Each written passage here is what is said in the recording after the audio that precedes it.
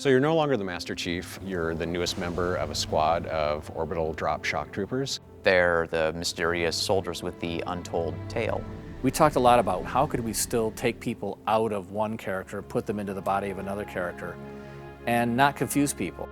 An ODST, I think, takes the lessons of Halo 2 and feels a lot more natural. You're going from one ODST to another. It's not so jarring as it was with the Chief and the Arbiter. What the hell am I supposed to do with this inside a Covenant ship? Romeo the smartass, or Mickey the kind of guy who just wants to blow it up.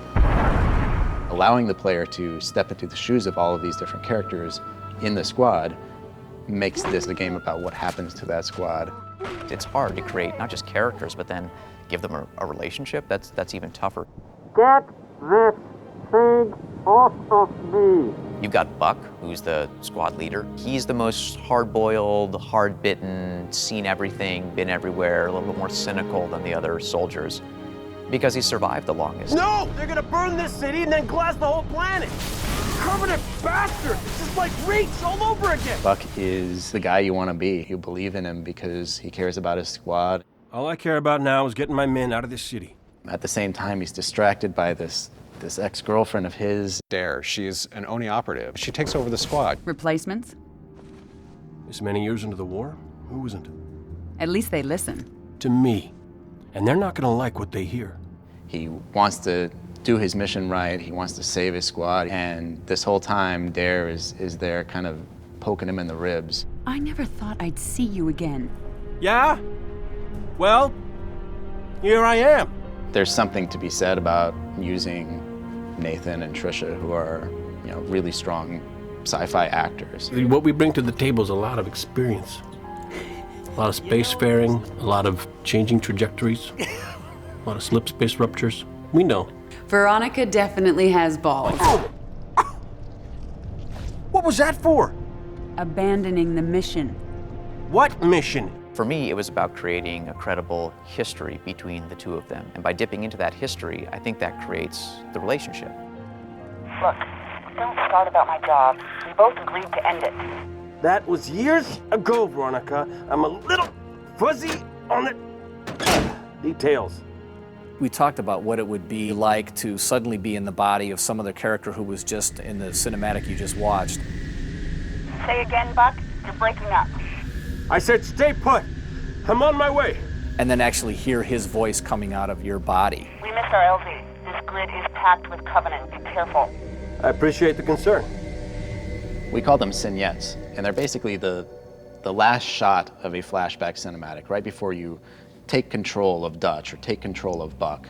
And it's a shot from first person. You can see your arms, you can see the weapon that you're holding. We use it as a kind of a direction indicator or a mission indicator. The player doesn't have control of the camera yet, and the character is kind of easing him into that and leading him into where he needs to be going and what he needs to be doing. You really kind of get inside some of these characters, and I think that the vignettes helped so it wasn't quite so jarring. Mickey, you're with me.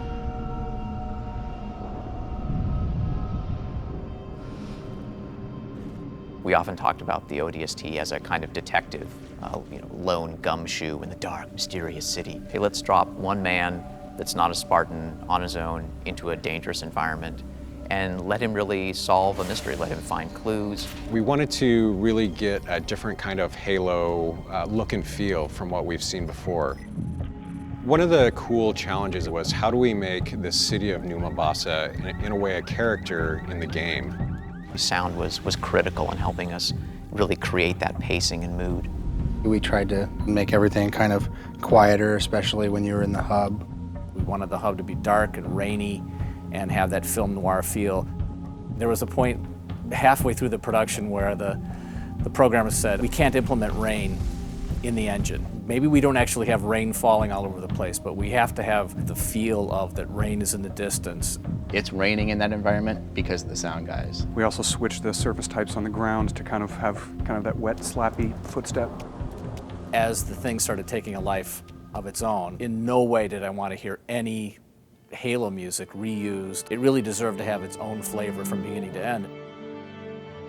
The score that Marty wrote really lent itself to both that film noir feeling and that feeling of loneliness that you have in the hub.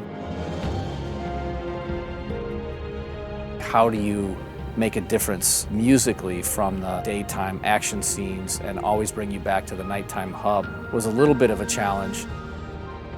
First thing I said is no monks. There just cannot be monks in this thing.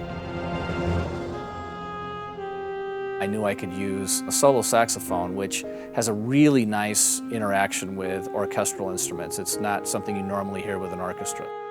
And it could really just change the whole color and feeling that sort of carry you through the hub. As the game itself got bigger and bigger, I needed more and more music, which is why I have more gray hair, so that's how that goes. There are some key elements that you'll find in the city. What if the phones rang? What if the ticket kiosks began to spit tickets and coins came out of vending machines? What if the city was trying to communicate with you? What the heck's going on? Sir, I'm really sorry about this. I was just trying to get out of the city. The thing that's the most different for me playing this game is the ability to randomly pick up the radio play story, which tells an entirely different story with entirely new characters. Old Mombasa. Dad, there's a ship. Listen, sweetheart, I wanted to tell you at breakfast, but you left so early. So the ringing phone became this jumping off point for what eventually became the superintendent. And then Sadie's story too. A car just came out of nowhere, smashed all the brutes. Was that you? My head. I thought airbags were supposed to stop you from getting hurt. Your tax dollars at work. So the superintendent's tale is this really neat evolutionary piece that you follow throughout the whole game. It's a very simple story when you get down to it, but it's told in an elegant way, in a complex way. You can understand and enjoy the ODST story if you don't pick up any of the telephones ringing in the city or any of the other objects. But if you do, you're going to be transported a little bit further back in time to the day before, but to a whole different world. Like a detective, you have to put it all together, and it's the layers that make the story so interesting. We wanted to make sure that you met the people of that city. You knew the stakes, what you were fighting for.